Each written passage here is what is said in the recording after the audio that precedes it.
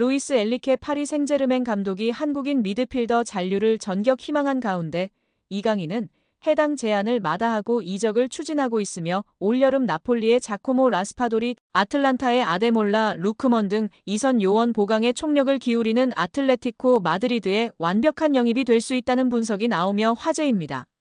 스페인 언론 엘골 디지털은 디에고 시메온의 아틀레티코 감독이 이강인의 진로를 한순간에 뒤바꿀 수 있다. 아틀레티코 마드리드는 이번 여름 공격진 강화를 1순위로 꾀하고 있으며 이강인은 라스파도리와 루크먼의 완벽한 대안이 될 수 있다고 전했습니다. 카를로스 부세로 아틀레티코 단장은 이적 시장 종료까지 약 3주가 남은 상황에서 전방 개편에 사활을 걸고 있는데요.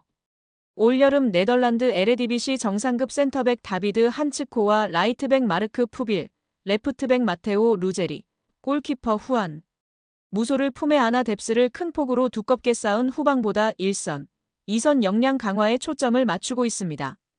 이 탓에 최근 몇 주간 지난 시즌 세리에 A에서 26경기 6골 1도움을 챙긴 윙어 겸 공격형 미드필더 라스파도리와 31경기 15골 5도움을 몰아친 세컨드 스트라이커 루크먼과 강하게 연결됐습니다. 둘 모두 좌우 측면과 1선 2선 중앙을 두루 소화할 수 있어 시메오네 감독의 전술 유연성을 크게 증강해줄 카드로 꼽힙니다. 이강인은 올해 쿼드러플을 달성한 PSG에서 총 7개 포지션을 오가는 다목적 로테이션 멤버로 적지 않은 역할을 수행했습니다. 다만 주전 경쟁에선 고전을 면치 못해 이번 여름 새로운 도전을 모색 중입니다. 현지 언론에 따르면 한국인 미드필더는 잉글랜드 프리미어리그와 세리에 A를 차기 행선국으로 선호한다고 전했는데요. 그러나 B클럽 아틀레티코가 영입전 참전을 본격화할 경우 판이 지축에서부터 흔들릴 수 있다는 견해가 지배적인 상황입니다. 엘골 디지털은 시메오네 감독이 선택할 수 있는 가장 확실한 해결책은 PSG를 떠나고 싶어하는 이강인이라며 잉글랜드와 이탈리아를 향후 행선지로 선호하는 이강인이지만 아틀레티코의 러브콜은 그를 둘러싼 판도의 모든 것을 뒤바꿀 수 있는 강력한 움직임이라고 분석했습니다. 24살의 이강인은 전성기에 진입하는 선수로 피치에서 결정적인 역할을 맡을 수 있는 미드필더로 자리매김했다. 다재다능한 능력으로 전방 여러 지역에 영향을 미칠 수 있는 공격수라면서 우측 윙어와 공격형 미드필더, 세컨드, 스트라이커 등 어느 포지션에서든 경기 흐름을 요동치게 만드는 재능을 지녔다. 아틀레티코 마드리드를 매료시킬 확률이 높은 자원으로 선수 본인도 올여름 거취에 변화를 주길 바라고 있다. 아울러 최상위 클럽에서 커리어를 이어가려는 목표까지 품고 있다며 라리가 복귀 가능성이 적지 않다는 점을 분명히 했습니다. 스페인 유력지 마르카에 따르면 PSG 엘리케 감독은 최근 이강인 잔류를 구단 측에 요청했습니다. 뿌리치기 어려운 거액의 이적료 제한이 아니라면 한국인 미드필더의 매각 가능성을 완전히 차단한 것으로 알려졌습니다. 매체는 맨체스터 유나이티드와 나폴리가 이강인을 향한 관심을 표명했지만 아직까지 구체적인 영입 제안은 없었다면서 이강인은 더 많은 출전 시간을 원한다. 지난 1월 흡이차 크바라츠헬리아 영입 이후 기용 빈도가 급감한 PSG에서 생활을 마감하려는 안을 배제하지 않는 이유라며 선수와 구단 간 의중이 팽팽한 대립각을 형성하고 있다고 보도했습니다. 실제 지난 PSG 이적 당시에도 아틀레티코 마드리드가 이강인 선수 영입을 관심 있어 했고 협상에 진척이 있었으나 막판 PSG의 적극적인 영입에 마음을 바꿨다고 전해지고 있는데요. 이번에는 아틀레티코 마드리드가 다시금 이강인 영입에 성공할 수 있을까요? 이강인을 향한 칭찬이 쏟아지고 있습니다. 이탈리아 매체 일 나폴리 온라인은 이탈리아 풋볼 클럽 라디오에 출연한 국제축구연맹 피파 에이전트 클라우디오 아넬루치의 발언을 전했는데요. 아넬루치는 단 은도에에 4,500만 유로 약 720억 원을 쓰느니 이강인에게 투자하는 게 낫다라고 말했습니다. 이어 나는 여러 차례 말했지만 볼로냐 선수들에게 4천만 유로에서 4,500만 유로 약 640억에서 720억 원을 지불할 이유는 없다고 본다. 좋은 시즌을 보냈다고 그 가격이 정당화되는 것은 아니다. 오히려 볼로냐 입장에선 고마운 일이다라며 은도의 영입을 반대했습니다. 그러나 이강인에 대한 평가는 달랐습니다. 아넬루치는 젊고 재능 있는 훌륭한 선수다. 볼로냐에서 고작 12경기에서 13경기 잘 뛴 선수를 데려오는 대신 나는 이강인 같은 선수를 선택하겠다. 결론적으로 은도에게 과도한 금액을 쓰느니 이강인을 노리는 편이 훨씬 낫다라며 칭찬했습니다. 최근 이강인을 향한 칭찬이 여기저기서 쏟아지고 있습니다. 앞서 전 한국 축구 국가대표팀 코치인 파울로 스트링가라도 극찬한 바 있는데요. 스트링가라는 라디오 골 프로그램에 출연해 이강인은 창의적이고 화려한 플레이를 보여주는 플레이메이커다. 그는 이탈리아에 정말 잘 어울릴 것 같다.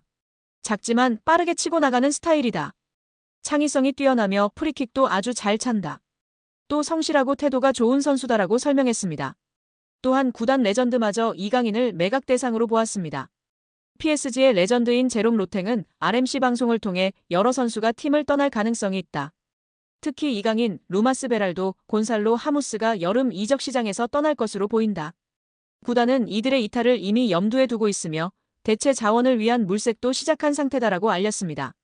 만약 팀을 떠난다면 원하는 팀은 많은 상황입니다.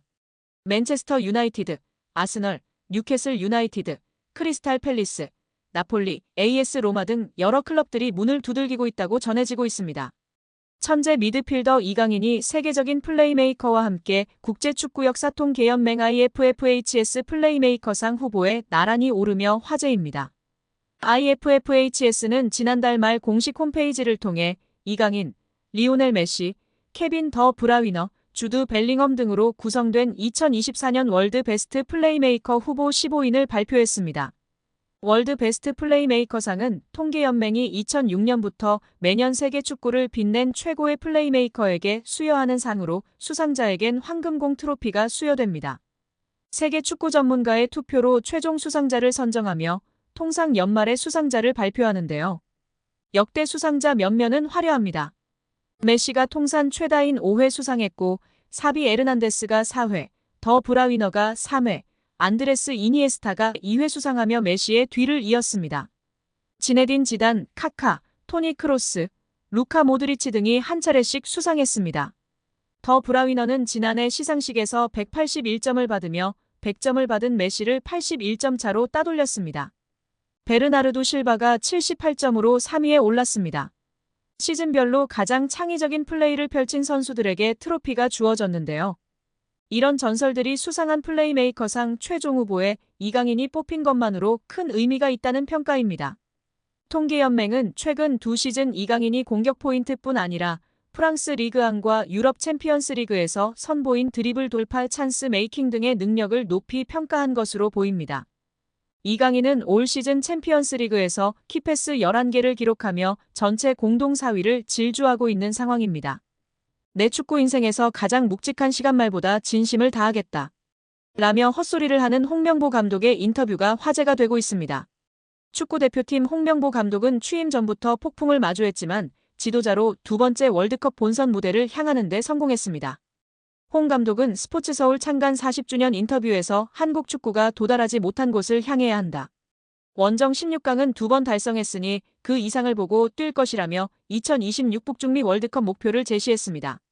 지난해 각종 행정 난맥으로 물의를 일으킨 대한축구협회는 위르겐 클린스만 감독 경질 이후 새 대표팀 사령탑을 선임하는 과정에서도 매끄럽지 않은 행정으로 지탄받았습니다. 최종적으로 선임된 홍 감독에게도 비난 화살이 몰렸습니다.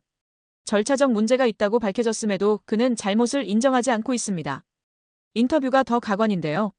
그는 세상이 내가 처한 상황을 보고 들으려는 분위기가 아니었다. 억울해도 아니다라고 말하기 쉽지 않다고 했습니다. 그러면서 감독 자격이 없었다면 자진해서 물러났을 거다. 하지만 전강위로부터 1순위로 뽑혔고 정식으로 제안받았다. 고민하다가 결정을 내렸을 뿐이라고 했습니다. 이어 홍 감독은 나를 비난할 자격이 있는 사람은 울산 팬이라고 생각한다. 지금도 정말 죄송하다. 울산은 지도자 인생에서 가장 행복하고 임팩트 있는 시간을 보낸 곳이어서 마음이 아프다고 했습니다.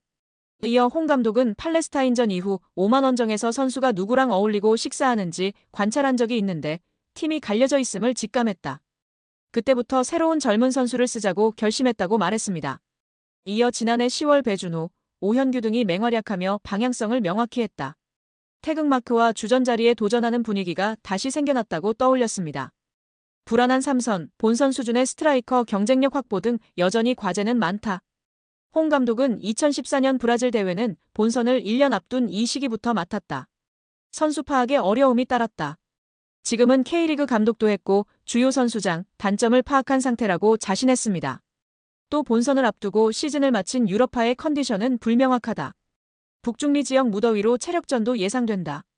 본선 직전 컨디션이 좋고 잘 뛰는 선수를 발탁해야 할 것이라고 했습니다. 끝으로 국가대표로 사명감을 강조했는데요. 그는 대표팀은 단시간 모여 준비하기에 완벽한 컨디션, 전술을 꾸리기가 어렵다.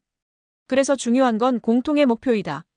우리 스스로 지향점을 찾는 것이라며 과거엔 정신력, 애국심을 강조했지만 세상이 달라졌다고 목소리를 냈습니다. 이연한 역지사지에서 찾는다. 선수에게 우리를 돕는 스태프나 협회 직원, 식사를 챙겨주시는 아주머니 등을 가족이라고 생각해보라고 한다. 우리 역시 프로답게 국가대표의 사명감을 느끼면서 책임을 다해야 한다고 강조했다고 전했습니다. 아직도 전혀 문제를 인식하고 못하고 있는 낙하산 홍 감독의 인터뷰였습니다.